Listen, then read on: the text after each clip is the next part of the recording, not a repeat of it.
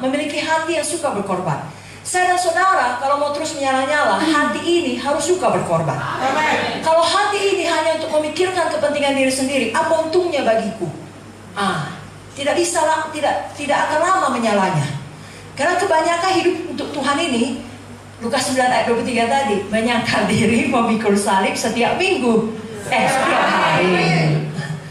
Dengan arti kata, bukan diri kita yang kita pikir, apa maumu Tuhan? Ya, bukan kehendakku, kehendakmu Tuhan. Jangan kita silap. Bukan kehendakmu, kehendakku Tuhan.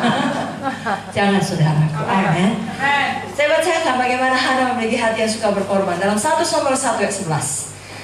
Kemudian bernazarlah ia, katanya, Tuhan semesta alam, jika sungguh-sungguh kau memperhatikan sengsara hambamu ini dan mengingat kepadaku dan tidak melupakan hambamu ini, tapi memberikan kepada hambamu ini seorang anak laki-laki, maka aku akan memberikan dia kepada Tuhan untuk seumur hidupnya, dan pisau cukur tidak akan menyentuh kepalanya. Tidaknya perlu dia bernazar, berkorban seperti ini.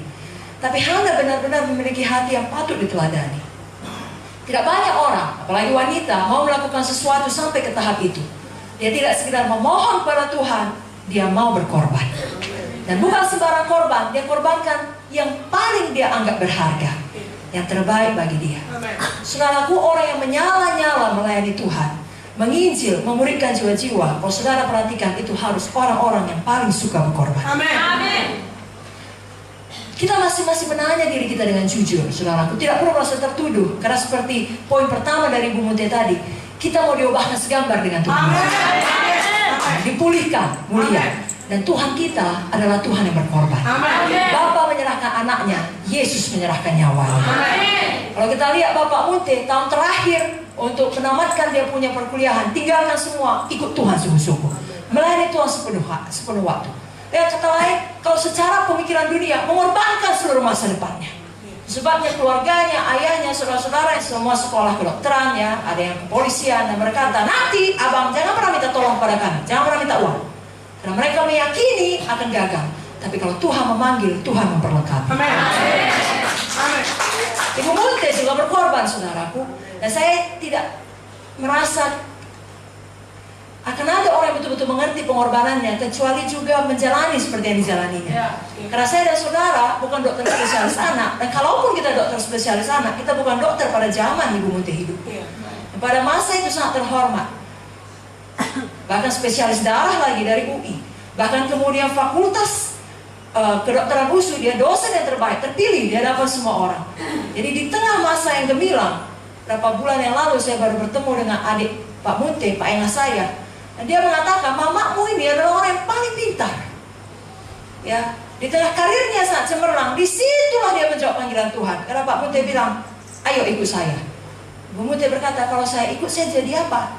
Karena kalau di fakultas dipanggil ibu dosen, kalau di rumah sakit dipanggil dokter. Di sini apa? Nande Gideon. Jadi apa aku Pak? Ya jadi istriku lah, katanya. Tapi sebenarnya dia menjadi penolong yang ditetapkan oleh Roh Kudus. Amin, saudara. Amin. Jadi saudaraku yang kekasih, kita harus punya hati yang suka berkorban. Amin. Setan paling tidak suka kita berkorban, karena setan tahu tiap kali korban dilepaskan, kuasa Tuhan dilepaskan. Amin. Saya bacakan satu ayat dari Matius 16 ayat 21 sampai 25. Sejak waktu itu Yesus mulai menyatakan kepada murid-muridnya bahwa ia harus pergi ke Yerusalem dan menanggung banyak penderitaan dari pihak tua-tua, imam-imam kepala, dan ahli-ahli Taurat, lalu dibunuh dan dibangkitkan pada hari ketiga. Tapi Petrus menarik Yesus ke samping dan menegur dia, katanya, Tuhan, kiranya Allah menjauhkan hal itu. Hal itu sekali-kali tak akan menimpa engkau. Maka Yesus berpaling dan berkata kepada Petrus, enyahlah iblis, engkau satu batu sandungan bagiku, sebab engkau bukan memikirkan apa yang dipikirkan Allah, melainkan apa yang dipikirkan manusia. Lalu Yesus berkata kepada murid-muridnya, setiap orang yang mau mengikut aku, ia harus menyangkal dirinya, memikul salibnya, mengikut aku. Karena barang siapa mau menyelamatkan nyawanya, ia akan kehilangan nyawanya. Tapi barang siapa kehilangan nyawanya karena aku, ia akan memperolehnya. Perhatikan baik-baik. Tuhan Yesus pada waktu dia berkata, aku harus mati, aku harus menderita. Petrus dengan gagahnya menegur, Tuhan, dijauhkan Allah itu daripadamu. Lalu Tuhan Yesus bukan memeluk Petrus, terima kasih Petrus untuk kasihmu, aku terharu. Bukan, saudara. Atau kalaupun yang dikatakan Petrus salah, Tuhan tidak berkata, diam Petrus. Tuhan langsung berkata, nyala iblis. Karena apa yang dikatakan Petrus bukan berasal daripada Tuhan, dari iblis. Karena hanya dua kubu di dunia ini. Tidak ada di tengah-tengah, tidak ada abu-abu, saudara. Amin, saudara. Amin. Seperti Roma 6 yang dikatakan kayak Bu Munte tadi, kalau bukan hamba kebenaran, hamba dosa.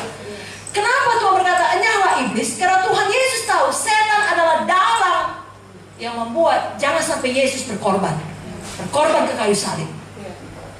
Tapi ketika Yesus betul-betul berkorban di kayu salib, kuasa itu sampai pada akhir zaman tetap menyelamatkan setiap orang yang percaya. Saudara kadang heran melihat ada pendeta memiliki gereja yang diberkati, lalu saudara datang ke gereja itu, lalu kalau yang saudara lihat dengan mata saudara, kelihatannya kok banyak pas-pasan.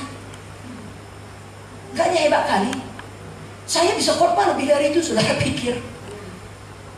Karena dia bisa saudara lihat, saudara pikir apa sih rahasianya maka ini orang bisa diberkati? Maaf saudaraku, banyak berpikir seperti itu tentang Pak Munte.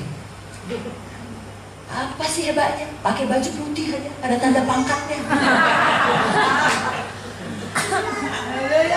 Doanya pun begitu-begitu saja. Tapi kok bisa ya? Karena ada pengorbanan di tempat-tempat tersembunyi yang tak dapat dilihat oleh kita.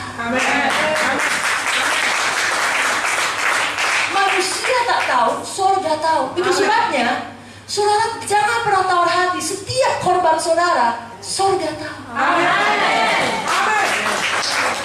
Dan surga adil. Apa yang kita tabur harus kita tuai. Itu sebabnya terus menabur, saudaraku. Maka akan terus menuai. Ada orang dalam kekurangan dia menabur. Puji Tuhan, itu betul-betul tindakan iman. Lalu kemudian dia menuai dan dia diberkati. Sayangnya dia berhenti menabur. Jangan. Saudara terus menabur. Dalam kekurangan, dalam kelebihan, lagi dalam kelebihan. Maka saudara terus menuai dan terus menuai dan terus menabur lagi dan terus menuai lagi. Karena itu masalah sikap hati. Hati yang suka berkorban. Yang membawa kita kepada poin yang keempat. Pada waktu kita berkorban, selalu berikan yang terbaik kepada Tuhan. Hana, setelah dia bernazar, dia membayar nazarnya kepada Tuhan. Dan nazarnya itu merupakan pemberiannya, korbannya yang terbaik. Yani anak yang sangat dikasihinya, yang sudah lama didoakannya, yang sudah lama dirindukannya, itu yang dilepaskannya. Sama seperti Abraham, sudah lama menunggu Ishak, Tuhan bilang kasih, dia kasih. Tuhan tahu hati kita. Amin.